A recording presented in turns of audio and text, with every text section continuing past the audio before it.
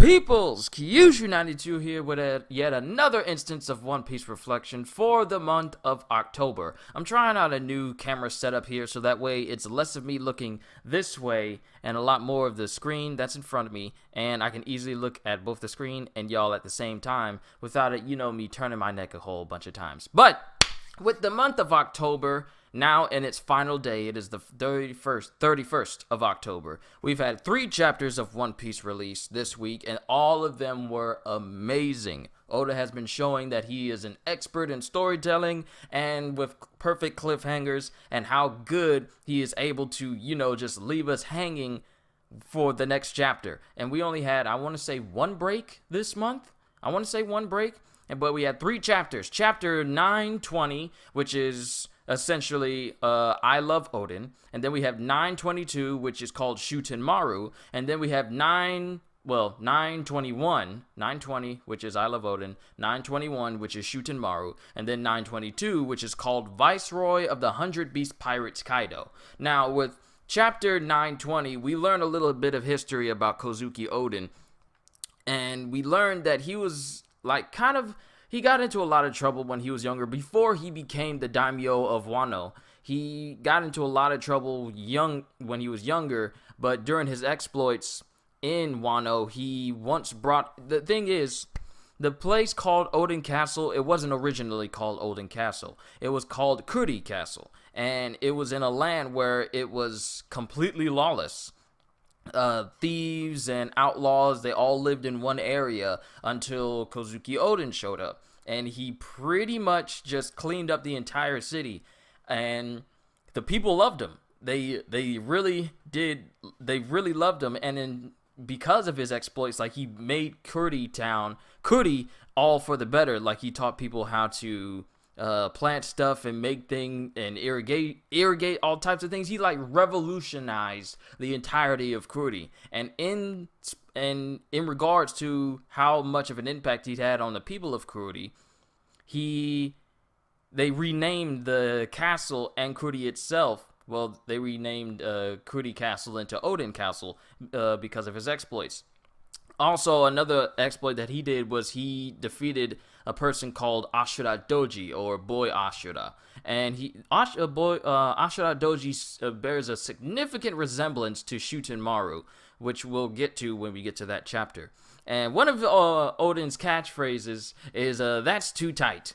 Lenny face." But despite all of this, we learned that he wanted to leave Wano because he was adventurous, and he didn't like the fact that those who lived in Wano were forbidden to ever leave Wano. And it was his dream to actually open up the borders of Wano for everyone to go in and out. And later in life, he became a member of the Roger Pirates, which is why Momonosuke said that he met Roger once, but we didn't believe him because we thought we were just making it up. But it wasn't until later on in this chapter that we find out that he actually did meet Roger thanks to his mother, Kozuki Toki, is a devil fruit ability. So it wasn't until Kaido and Korozumi Orochi came and they tried to they executed all of the Kozuki family except for Momonosuke. And Kozuki Toki had the fruit ability called the Time fruit, which is also known as the Toki Toki no Mi. And we find out that she used this ability in her past to travel to different points into the future. So she's literally... We don't know from what time period she's from originally. We just know that she's used this fruit ability to travel forward to different time periods. So before she died, as Kaido and Orochi were burning down the castle with everyone inside, she used her ability to send Momonosuke, Kinemon, Kanjuro, Raizo, and Kiku forward 20 years into the future, which is why in the previous chapter from September, we see the gravestones of all 5 of those individuals in Odin Castle, but we learn that they're sent 20 years into the future. So we learn that's pretty much it. Well, not really, but because afterwards, in the present day, we find out that there's still people in Wano who still support Kozuki Oden and have kept their oath to that family in order to one day usurp Kaido, dethrone Orochi, and free Wano from the tyranny from those who, killed the last daimyo of Wano. And we learned that with there being retainers left for the Kozuki family, you know that they're retainers because they have like a moon-shaped tattoo on their ankle. And with them joining up with Kinemon and Law and Luffy, and the Minks, they joined the Ninja Pirate Minks Samurai Alliance, which allows them to, in 2 weeks, make an assault on Onigashima, which is the home island of Kaido. When they get together, Kaido and the officials of Orochi get together to, celebrate the fact that they killed Oden and all the people in the past. So that is not chapter 920, and this sets up a lot of good things because the next chapters after 920, 921, and 22 are by far one of the best chapters we have ever gotten for this Wano arc so far. And we are not even out of this Wano arc so far. Like, every single chapter has been good. And I haven't had a moment where I looked at this chapter and I felt like, come on, you can't leave us on a cliffhanger like that or anything bad like that. I've actually been enjoying these chapters quite a bit.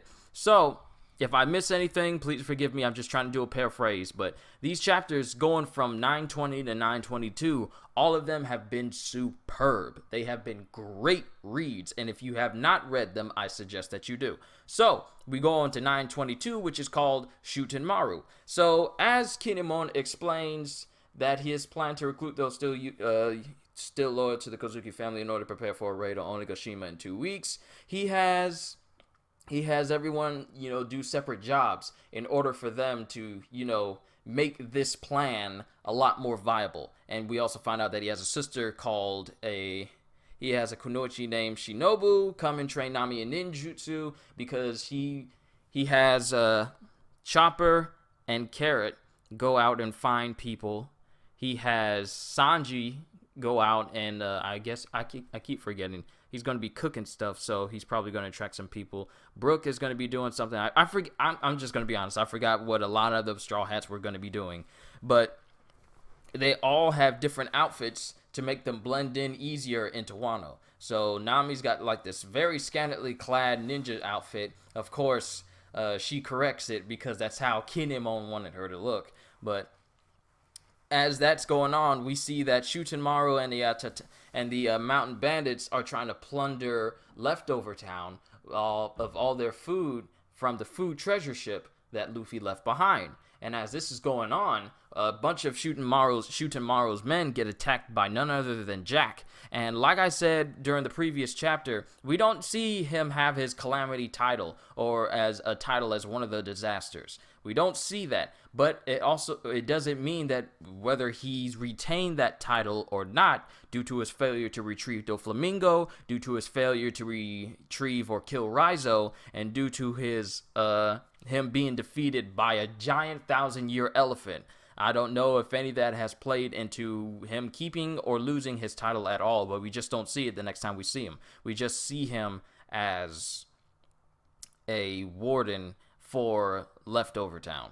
So as that's going on, Jack shows up and he pretty much kills a bunch of Shuten Maru's men, and he goes toe-to-toe with Shuten Maru, but Shuten Maru gets one up on Jack because this is the first time we see Jack be damaged by anybody, because Jack is there to recruit Shuten Maru because Kaido wants him to be his underling.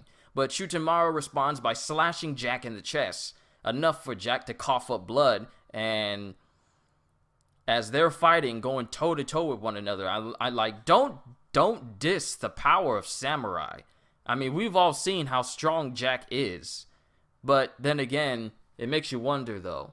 He's the first of the calamities that we've met. And going as far as One Piece goes, whenever you meet the first commander, they tend to be the weakest. So it makes me wonder what the other two are like. Because as before, we've met the commanders of Big Mom's crew.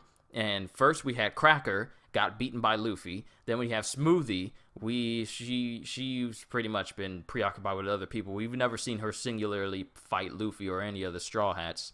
Then we have Katakuri, who by far is Luffy's greatest opponent we've seen since Doflamingo. And going in that line, the third one is always the weakest. And then as you go up the ladder, it's usually the last person to be revealed tends to be the strongest of the group. So we see Shuten go up against Jack, and it's a one-on-one battle, and they're both evenly matched. Now, they're all there, and they're fighting. Then they're interrupted by someone speaking to them from the sky. The skies darken. Everyone notices. Law notices especially, and he calls over Straw Hat to look at it as well. And everyone is awestruck as we see a giant Oriental dragon floating in the sky.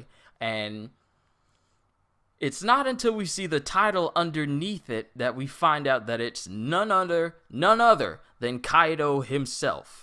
We now know that he has access to like a mythical type Zoan Devil Fruit. We don't know the name of it, but it allows him to essentially turn into a giant dragon. He's essentially become Shenron from Dragon Ball. So he's telling Jack, hey, bring those brats to me now, because he's looking for Luffy and Law. And I'm just kind of awestruck by that whole chapter, because we finally find out why he's one reason why he's as strong as he is, and how he got to that Sky Island 10,000 feet up. I mean, he flew there as a dragon. So that's one, and it kind of got the thought in my mind, why would they say in land, sea, or sky, Kaido will win? Now, in the past, I kind of wondered, why would he be the strongest in the sky? Now we know, because he can turn into a giant flying dragon. So, as that chapter ends, we come to one other chapter. The next chapter is 922, Viceroy of the 100 Beast Pirates, Kaido. And we still center on Kaido asking Jack where Law and Luffy are. And he's kind of mulling around this town until Jack notices that Kaido's drunk, floating around in the town in his dragon form, and he's at risk of destroying the entire region in his dragon form while he's drunk. So Law goes down to contend with Kaido, because if they find out where they are, it ruins their plans for the coup d'etat that they have planned for the Onigashima raid that the Kinemon has already got planned for. So as this is going on, Basil Hawkins comes in and lets them know that, hey, Law and Luffy are here. And they're here, but they might be at Odin Castle. And Jack is all like, is that true? And Basil is all like, well, it's a lie, but it's only to keep him from rampaging, because as strong as Kaido is, he risks decimating the town that they're actually in right now. So, with that being said, Kaido takes it at face value, and he starts flying towards Odin Castle, while Law and Luffy were actually heading down into the town to confront Kaido. So, as they're looking, as Kaido just blazes past them, he uses something called Bolo Bless or Boro Breath. And it's essentially, it looks like just a Kamehameha wave, or like just a massive laser beam that shoots out of him. And it literally engulfs Nami and everybody into the castle, and he just decimates it. Like a nuke goes off when he blasts the entirety of Odin Castle out of existence. And as this is going on, Law looks surprised, but Luffy is just straight up flabbergasted. I couldn't think of any other word to use with that. And I kind of got lost in the chapter, because I was thinking, are they dead? I mean, obviously they're not dead. I mean, how many times have the Straw Hats been put in near death-like situations and it ends, and then in the next chapter we find out that they're safe? I mean, they literally did this in Whole Cake Island, where Big Mom uses a giant sentient wave to crash down on the Straw Hat ship, and it turns out that Jinbei used his helmsman skills to pilot them out of that giant wave. So obviously there's no way that they're dead from something like that. It's just another cliffhanger just trying to egg us on. So Oden Castle is destroyed. Kaido just one-shots it completely. He just goes straight up Hammer of Dawn on the Oden Castle. And this angers Luffy because he's standing right next to Law, and then he just disappears. And he's right above Kaido. And he nails him. Luffy nails Kaido straight in the head with an elephant gun. And this is enough to cause the whites out of his eyes. But I paid attention to a lot of my commenters, and I highly, highly, highly doubt that this attack was enough to knock out Kaido. I mean, this is a dude that fell from 10,000 feet, face first into the ground, hard enough into the ground where his body left an imprint on it and only complained about a minor headache. I highly doubt that something of Luffy's strength, unless Luffy's strength hits harder than him falling from 10,000 feet, he's not damaging Kaido in any way. And a lot of people who commented on my last video said that, you know, I highly doubt that it knocked out Kaido, and I'm paraphrasing what they said. But I think that just probably sobered him up, because Kaido was just drunk, and he just shot Oden Castle on a whim. So with Luffy elephant gunning him in the head, I really think that probably just knocked him out of his drunk stupor. So it makes me wonder if that punch knocks him out of his drunk stupor and he gets back to his senses again. Just how lost are Luffy and Law? Dearly beloved, we are gathered here today to honor the last moments of Luffy. Because Luffy just straight up declared war on Kaido. Like, he just called Kaido out. I'ma punch you in the head for trying to kill my friends. So I hope Luffy is ready, because things are about to get serious. And there really isn't much else to say about all these chapters. I'm not trying to go on too long. I've probably been paraphrasing a bit too much. But all of these chapters that we got in the month of October have been amazing. I know we had some shortcomings when it came to Dressrosa, and I know we had a couple of shortcomings before, I want to say, before the reveal of Katakuri, and then everything after Katakuri, leading out of Whole Cake Island, leading into the Reverie, leading into Wano. Everything else has been really good. Everything after the reveal of Katakuri has been good from One Piece then on. So, Wano is no different. And I cannot wait to see what chapters that we get in November, which starts tomorrow. Boy, this has been one crazy month for October. I liked every single chapter that we got. I know I haven't been doing official reviews on my videos because I've just been doing reactions and then synopsises again, but all of these chapters have been superb. 10 out of 10. Every single one of them are better than the last chapter. And we've learned things that we didn't know before, and it's all been important stuff. It hasn't just been casual stuff that we push off to the side. It's been things that have been crucial to the story moving on.